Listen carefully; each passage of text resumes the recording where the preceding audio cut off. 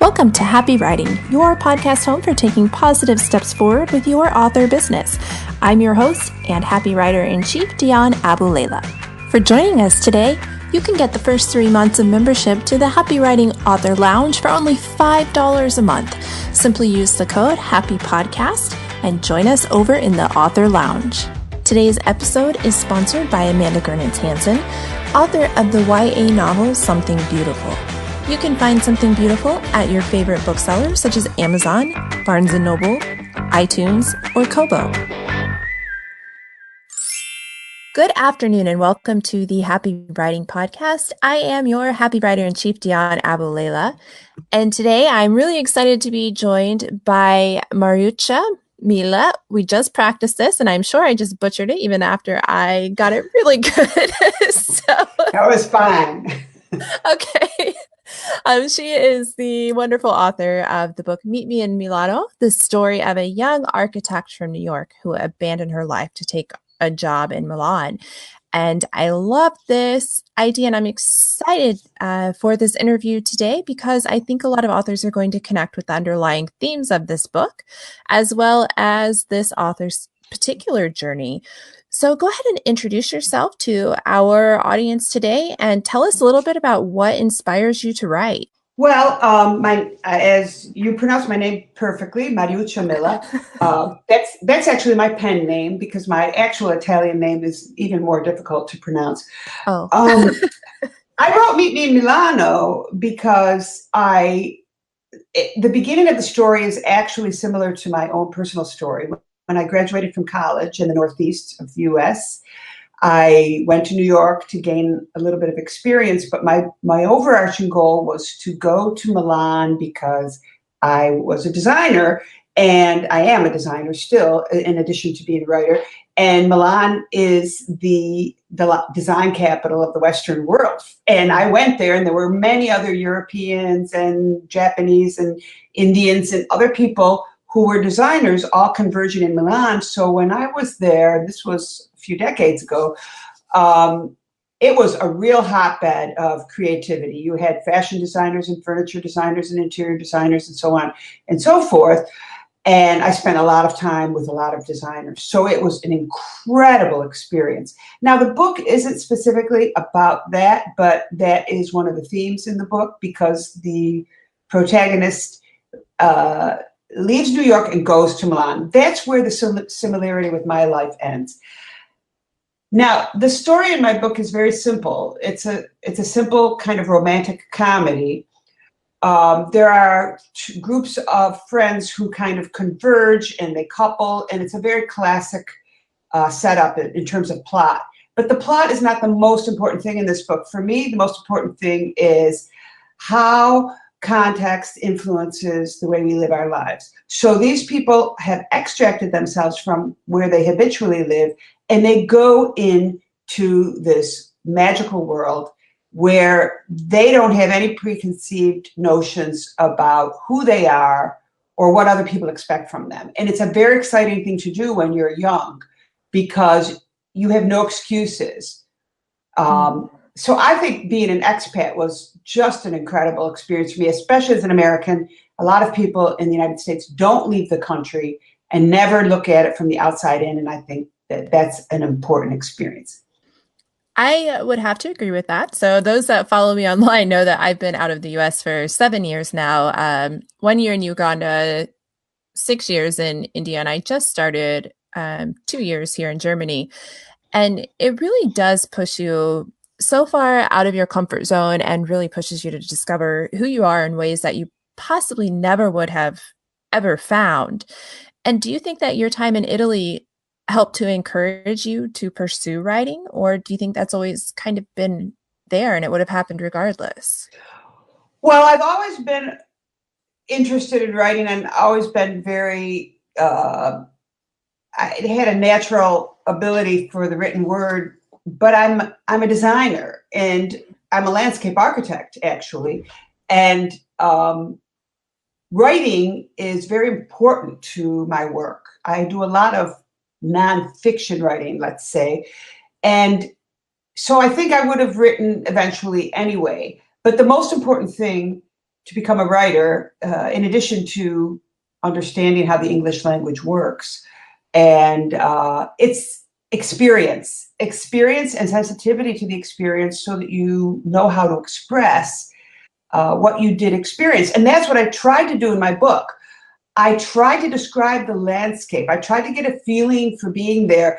This is a totally anti Under the Tuscan Sun kind of book, because I don't want to go there with this book and say, oh, here's your Italy porn. You know, you get to, feel like you're in a Tuscan villa. This is in Milan. This is a nitty gritty work capital of Italy. And yes, there are trips outside. There are trips to Rome and Naples and Bologna and Lake Como in the book. And I try to describe these different places, but it's really a part of the big city experience that you take these weekend trips. And if you live in a big city in Germany, you probably know what I mean. People tend to disband on the weekend and go to some country place and with a group of friends. And that's one of the most wonderful things about being in Europe is you get to discover all of these little places outside of the big cities, in addition to all the action going on in the city. Yeah, it's funny because we actually end up going to Bolzano. So speaking of, well, that's great. Did you buy a little hat with a feather in it? No, I haven't gotten that expat yet, but I have a feeling it's coming. I do want to discuss one of the main themes of Meet Me in Milano, and something that you've already brought up, and that is this idea that you write about where, especially Meet Me in Milano in general, it's about taking a chance and learning something about yourself, getting out of that comfort zone. How would you apply the concept that you created in Meet Me in Milano to an author's journey? Well, that is definitely an interesting thought, because I'm a little bit older than the people who are blogging about, you know, how to succeed as a writer. Mm-hmm. And I find myself a little bit perplexed by some of the approaches, because there are many people out there right now who are using marketing as a way to enter the publishing world. And the marketing techniques are the center of what they're doing. Now, for me, the writing is really the most important thing. So it's like if a tree falls in the forest and no one is there, does it make a sound? Well, so I believe it does make a sound, because it's important to write for your own benefit as well as for the benefit of other people who may read your book. And of course, you want as many people to share that as possible, because you're saying, here I am, this is what I learned. Is it relevant to you? So you do need to do that part. But I like to believe that everything I do about my writing is organic, and it has to do with my personality, but I am out of my comfort zone. I'm using Instagram, I'm using Facebook, I'm doing ads, I'm doing animated ads on Instagram, and here I am, a middle-aged lady. So, and I have kids in their 20s. So they're teaching me things about advertising and how to do stuff. And I have what I call a personalized approach. First of all, the writing is still very important. And I will say that it's not so important what you write about. You shouldn't try to go and write something, oh, I got to do sci-fi, or I have to do a bodice-ripping romance because that's what people are buying. Mm. No, you don't need to do that, because there are enough niches out there for you to write about what you want. Yes. So it's really important to know your language and write properly in your language and comb through that baby several times and give it to people who care about you enough to tell you what you did wrong if you can't afford an editor, and get them to read the thing. You can even assign a character to different friends if you have a lot of friends and say, follow this character and tell me if she or he is doing anything that's out of character in the book, or something that surprises you that you don't think is right. So you need to have a little team to help you analyze your own writing abilities. Now, Once you go ahead. Oh, sorry, I'm just going to ask real quick. When you said know your language, are you referring to being a master of your mother tongue grammatically, or your voice as an author? Both. Both. Mm. You know, a lot of people will throw a book down if they find 10 errors in the first chapter. Absolutely. That's just a fact of life. So just what's the rush? Just do it. Go through it, comb it, read it backwards if you have to. But if you're not good enough, you have to find somebody else who will do it. And believe me, there are plenty of people out there who will do it for a very small amount of money. And if you have an older family member, like a grandmother, those are the ones you want to go to because they're the ones who really studied English when they were going to school. And they have a stronger reading and writing tradition than you do. So I would give it to, I gave one book that I wrote on a nonfiction topic years ago to a woman who was 88 years old, and she did a fabulous job. She offered to do it. So anyway, but that's just the technical part. Now the problem is the marketing. So I believe in organic marketing. So what I do is I build up content on Instagram, on Facebook. I write on medium.com, and I try to gather people to me that way. And I do it nice and slowly. I do not pay to get likes. I do not try to get people, I don't do promotions to get people to like my page. Everyone who likes my page or who likes my Instagram profile is there because they want to be there and because they're interested in what I have to say. And it may take me several years to build it up, but I don't care because that's what I want to do. And it's the same with the reviews. I go through and look for reviewers in Amazon who have reviewed books that are similar to mine. I read their reviews. I contact the ones that have contact information, and I talk to them about what I got out of their review. And I ask them to review my book. Now, I give them a free copy of my book. I put my book up, the e-version, on Smashwords, where I can generate a coupon and give the book out for free. So it's a very slow process. So that's another important thing, organic growth of your fan base and your support system. And then the next thing I would really recommend, and I hope I'm not getting ahead of you here, Dan, is that you really have to follow through by writing another book and another one after that. I listen to a lot of podcasts about book publishing, and yours is one of them. The thing you need to remember is that 50% of the people who buy your first book will buy your second book. 75% of the people who buy your second book will buy your third book, and 95% of people who buy your third book will buy your fourth book. So I told myself my goal is to write 5 books in 5 years. Nice. But they have to be meaningful books to me. Some people are writing 20 books in a year. And that's just totally, those are the marketers that are just trying to make money. And that's their primary goal, is to make money by publishing things that will help people do things they don't feel like they can do themselves. Yeah, there's so much in what you just said that I find fantastic. And I want to start by agreeing wholeheartedly with the importance of an organic outreach, because I feel like an author's audience base grows better from word of mouth, and people who find your book organically tend to be more passionate about it than somebody who possibly just finds it on a click because they find value in you as a person and they feel like they know you. So Yes. It's this relationship. I tell a lot of authors, as writers, we almost need to date our audience. And so if you're struggling, have you taken your readers on a date lately? Or did you dump them? So it's tough too, because some days you're just not in the mood to go to Instagram and do something. Okay, but there's stuff in there. There's always stuff. And you know, when you go from one book to the other, you kind of have to shift themes, because my first book took place in Milan, and now I'm writing a book. One of my characters from that book came to the United States, and she's in the Finger Lakes region, which is where I live, because I couldn't get over to Italy this year to write another book. And I'm planning on going back and forth, but I have some things I have to organize before I could do that. So my third book is going to be in Italy again. But in the meantime, I have to have these Italians in the United States. And then I'm going to have to change what I say on social media to reflect this, again, this context change, which is going to influence the way they experience their life and themselves.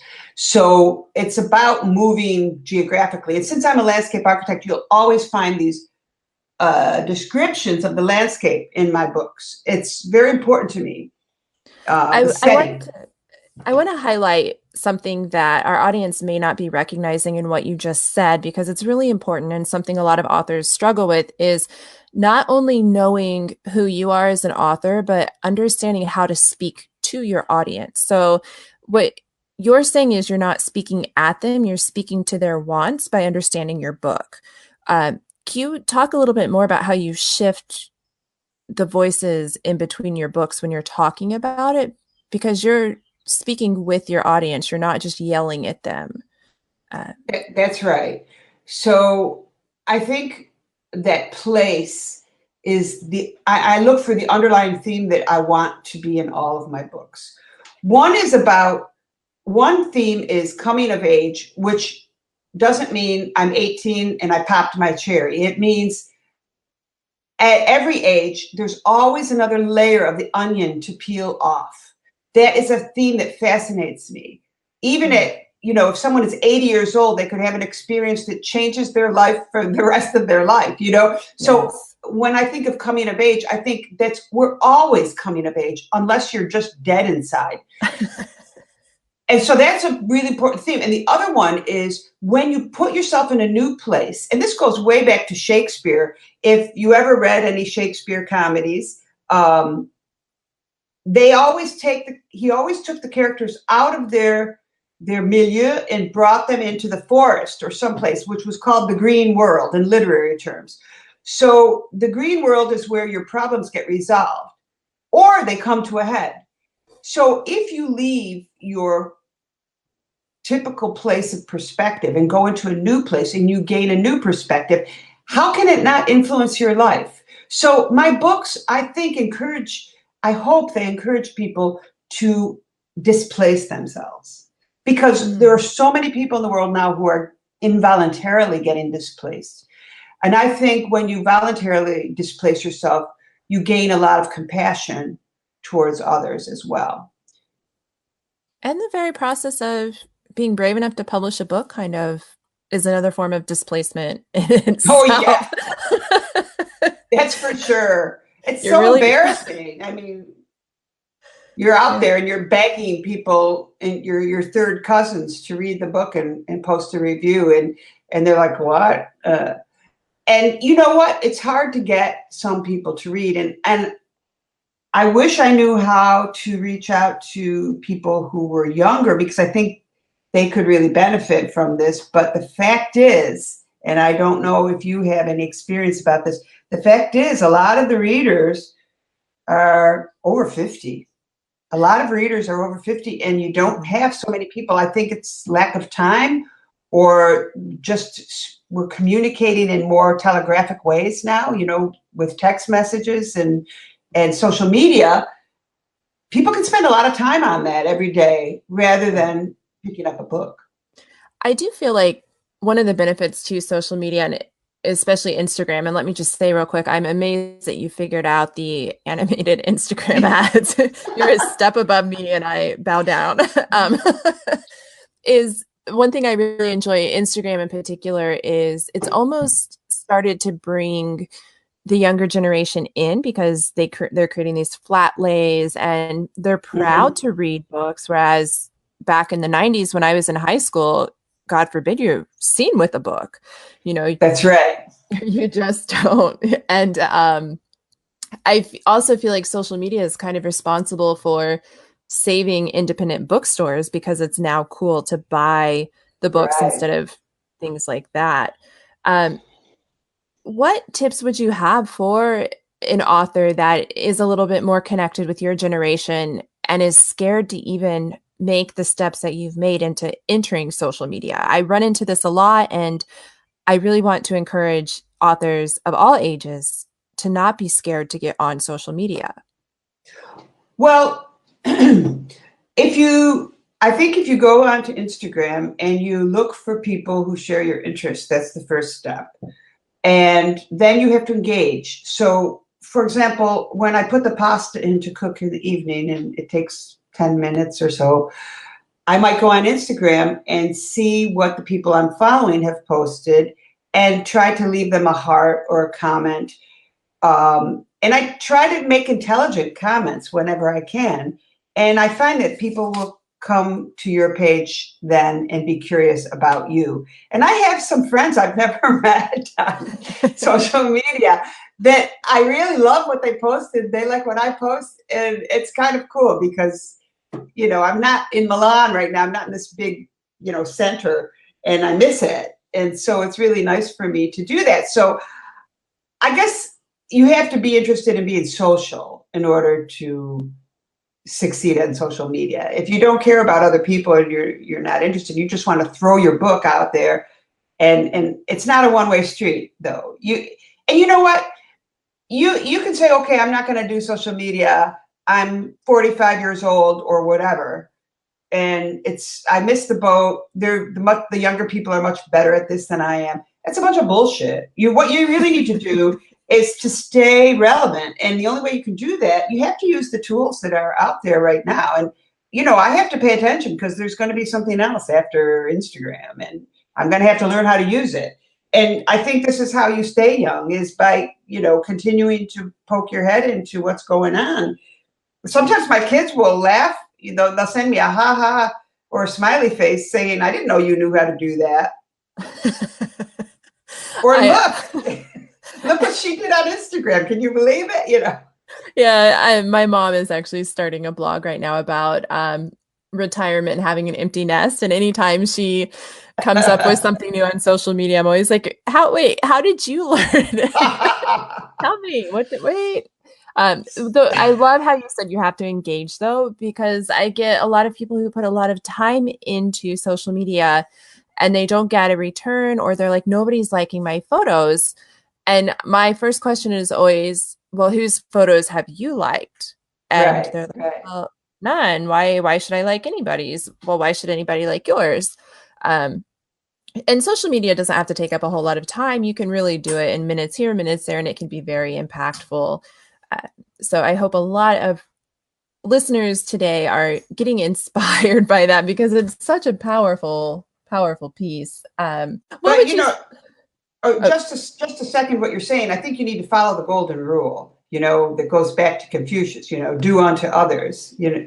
And so I think what you need to do is go on social media and respond to other people's posts exactly the way you would like someone to respond to yours. Yes. And if you do that, it's like paying it forward, and you'll get return on that. There are nice people out there. Absolutely. There really are. And some of my favorite people right now are just social media friends, and I've never actually met them.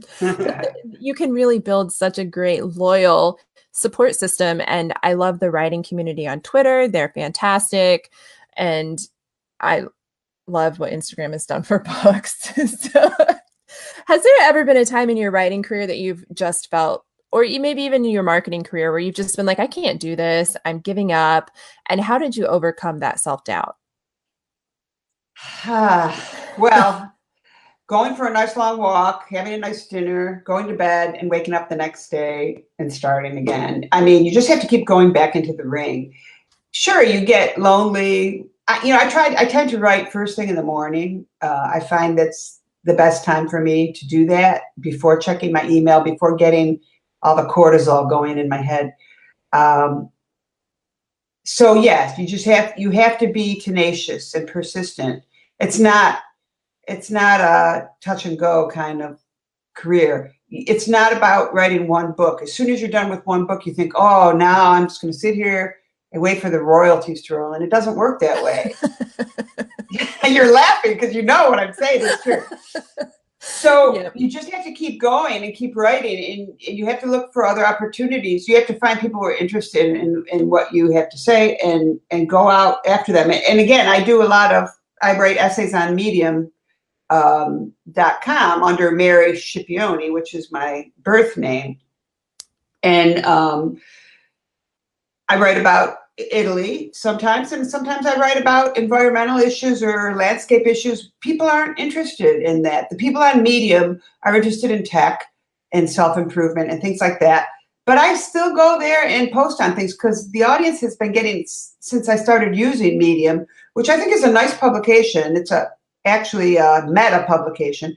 It's a great place to go to work on your chops, your writing chops. And you can write a little essay, you can write a poem. There are literary ones, there are garden ones, whatever. I am actually coming out with a book for Memorial Day, which is coming up on Monday, called Your Rad Garden.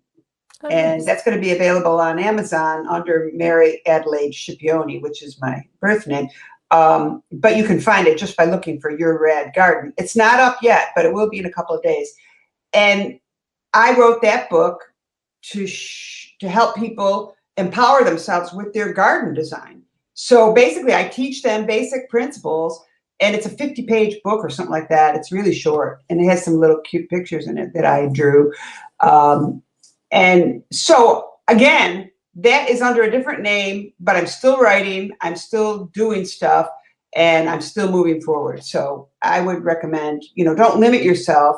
When you talk about writing, look for other ways to rehearse for the big debut on Amazon or wherever you decide to publish your book. And this is a thread that a lot of the successful authors we're talking to continually bring up as well, is that it's okay to diversify your platform and your writing. And I think a lot of times authors feel like they maybe put out a young adult piece first and they always have to constantly write young adult after that, but you can write essays and other things, and you never know how that organic reach is going to come. So it really kind of depends on knowing your author voice, but I love that you have tried so many different ways to get out there. That's one of my favorite things. So what's your favorite book? Oh boy, that's a tough one. Question. It's a very tough question. I have to say I'm old-fashioned in some ways. I mean, I still think Pride and Prejudice is, and I know there's all this whole Jane Austen thing, but I had read that book 5 times before she was a fad. It's just a perfectly constructed book. And I love Victorian books in general because the plots are so perfectly constructed and the language is so beautiful. And it's a great way to get your English up to speed. I mean, obviously you don't want to overdo it with that style, but Wilkie Collins is another one. He was a contemporary of Charles Dickens, and he wrote a book called The Woman in White, which I love. And another good one is I can't even think of the name of it. Forget it. Another book by Wilkie Collins, but he wrote about 4 or 5 books, and they're kind of like detective stories almost. But I like British literature very much. I have to say, and I like American literature too. But I think my first love was English literature. Nice, very nice. This has been such a fun conversation, and I hate to end it, but we are at the end of our time slot. Now, your information on where our authors listening can find you will be in the podcast description. And if you've come to the podcast today by way of Instagram or our Twitter or our Facebook page, then you will also see the link to find our lovely guest today. But could you please, for those who are just listening, tell them where they can find you? Okay, well, they can find me at Mariuccia, which is Mariumilla. That would be on Instagram. And on Facebook, my page is Mariuccia Milla, which is MariucciaMilla.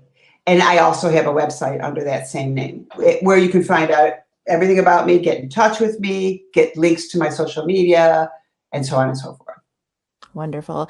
Thank you so much for your time, Mariuccia. I have just loved speaking with you today. You are a bundle of fun, and I wish you all the best of luck with this next book coming up. When you release some more down the road, if you want to come back and give us some more nuggets of platform building wisdom, feel free at any time. I'd love to, Deanna, and thank you so much. You're obviously a joyful person, and it was great talking to you. We want to thank you for joining us today for the Happy Writing Podcast. And as always, don't forget to head over to happywriting.co and take advantage of that $5 deal just for listening to our podcast. You can join the Author Lounge for $5 for your first 3 months using the code Happy Podcast. If you want to sponsor a future episode, you can also find that information under happywriting.co/podcast. We look forward to seeing you next Tuesday at 12 p.m. Eastern Standard Time for our next author interview.